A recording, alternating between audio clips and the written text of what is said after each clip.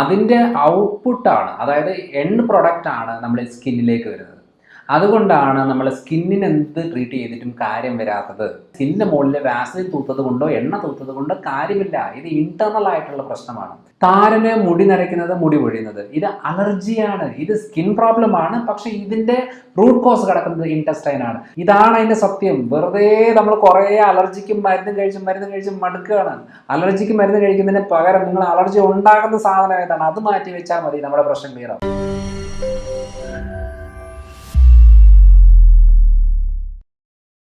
Hello everyone, I'm Dr. Manoj Johnson, lifestyle physician, John Marin Hospital, Pala. ഇന്ന് നമ്മൾ discuss ചെയ്യാൻ പോകുന്നത്, നമ്മൾ പല ആളുകളും വന്ന് വെച്ച് പറയുന്നത് കേട്ടിട്ടുണ്ട്, ഡോക്ടറെ എനിക്ക് ഡെർമറ്റൈറ്റിസ് ആണ്, സെല്ലുലൈറ്റിസ് ആണ്, അതേപോലെ എക്സിമ കണ്ടീഷനാണ്, ലൈക്കൻ പ്ലാനസ് ആണ് എന്നൊക്കെ പറഞ്ഞു വെച്ചാൽ പല രീതിയിലുള്ള സ്കിൻ കണ്ടീഷൻ. എൻ്റെ സ്കിൻ ഭയങ്കര റഫാണ്, ഡ്രൈ ആണ്, ഇടയ്ക്കിടയ്ക്ക് പഴുപ്പ് പോലെ കുരുക്കളുണ്ടാകുന്നുണ്ട്, പുറത്ത് മൊത്തം കുരുക്കളായിട്ട് വരുന്നുണ്ട്, പുറത്തെല്ലാം പാടുകളായിട്ട് കറുത്ത ഡോട്ട്സ് ആയിട്ട് വരുന്നുണ്ട് എന്നൊക്കെ രീതിയിൽ ഞാൻ കുറേ മരുന്നുകൾ കഴിച്ചു, സ്കിന്നിൻ്റെ ഡോക്ടറെ കണ്ടു, ഓയിൻമെൻറ്റ് തൂത്തു, അന്നേരം കുറയും പിന്നെയും വരും എന്നൊക്കെ പറഞ്ഞ രീതിയിൽ വരുമ്പോൾ യഥാർത്ഥത്തിൽ എന്താണ് ഈ സ്കിൻ പ്രോബ്ലം എന്നുള്ളതാണ് നമ്മൾ അറിയേണ്ടത്.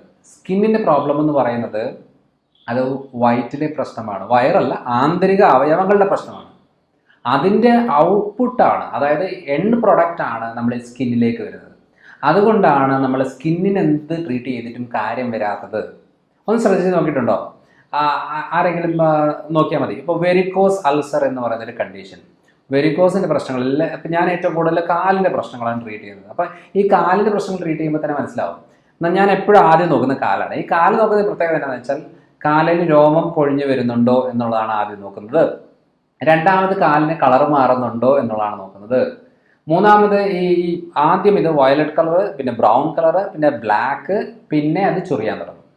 അപ്പോൾ ഇച്ചിങ് വരുന്ന കണ്ടീഷനിൽ പിന്നെ ആ ബ്ലാക്കിൻ്റെ മുകളിലേക്ക് വൈറ്റ് ഡോട്ട്സ് ആയിട്ടൊക്കെ വരികയും അത് എക്സിമ കണ്ടീഷനിലേക്ക് മാറുകയാണ്. അതായത് വെരിക്കോസ് ഉള്ള ഒരാൾക്ക് വെരിക്കോസ് എക്സിമ എന്ന് പറയുന്ന ഒരു കണ്ടീഷനിലേക്ക് മാറിക്കഴിയുമ്പോൾ അത് ഇൻറ്റസ്റ്റൈൻ റിലേറ്റഡ് പ്രശ്നമാണ്.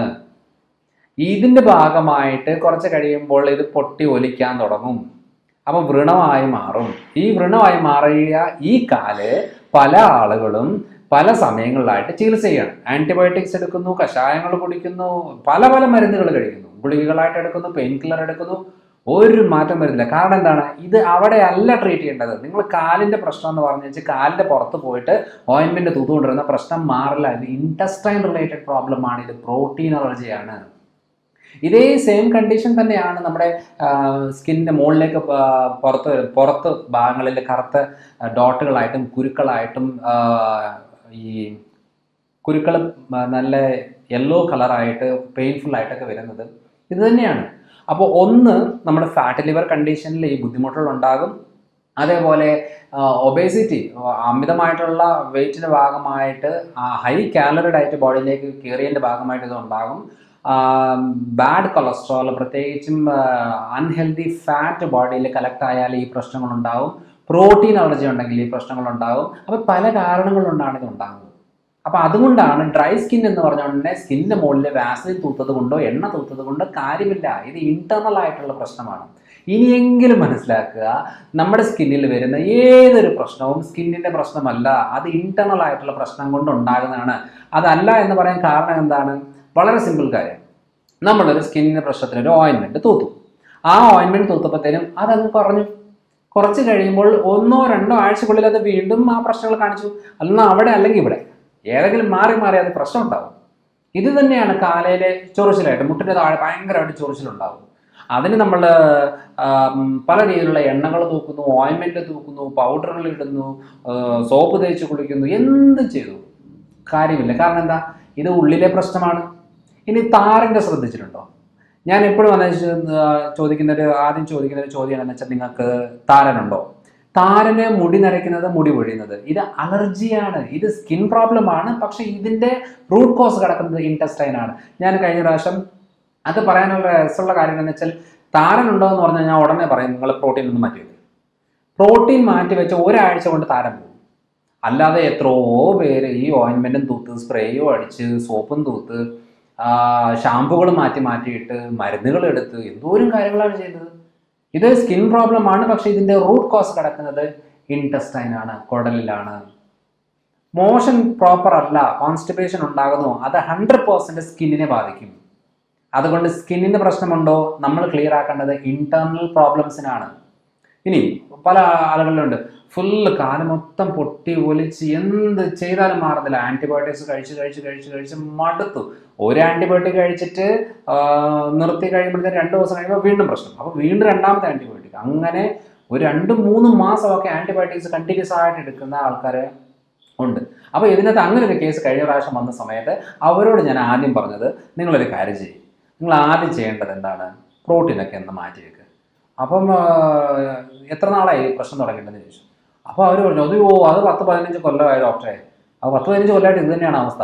ആൻറ്റിബയോട്ടിക് എടുത്തിട്ട് ഞാൻ മടുത്തു, കാലൊക്കെ പൊട്ടി ഒലിച്ച് ആകെ ഇതായിരിക്കും. അപ്പോൾ ഞാൻ പറഞ്ഞു, നിങ്ങളൊരു കാര്യം ചെയ്യും, നിങ്ങൾ 2 ആഴ്ചത്തെ ഒരു എക്സ്പെരിമെൻ്റ് എന്ന രീതിയിൽ നിങ്ങൾ ആ പ്രോട്ടീൻസ് എല്ലാം ഒന്ന് മാറ്റി വയ്ക്കുക. പാല് തൊടരുത്, കുടിക്കരുത്, മാറ്റുക. നോൺ വെജ് ഐറ്റംസ്, പയറുപരിപ്പ് വർഗ്ഗങ്ങൾ, ഗോതമ്പ്, ഇത്രയും കാര്യങ്ങളൊന്ന് മാറ്റാൻ പറഞ്ഞു. ഇത്രയും കാര്യം മാറ്റിയപ്പോഴത്തേനും ഉണ്ടല്ലോ 2 ആഴ്ച കൊണ്ട് തന്നെ നല്ല രീതിയിൽ കഴിഞ്ഞു.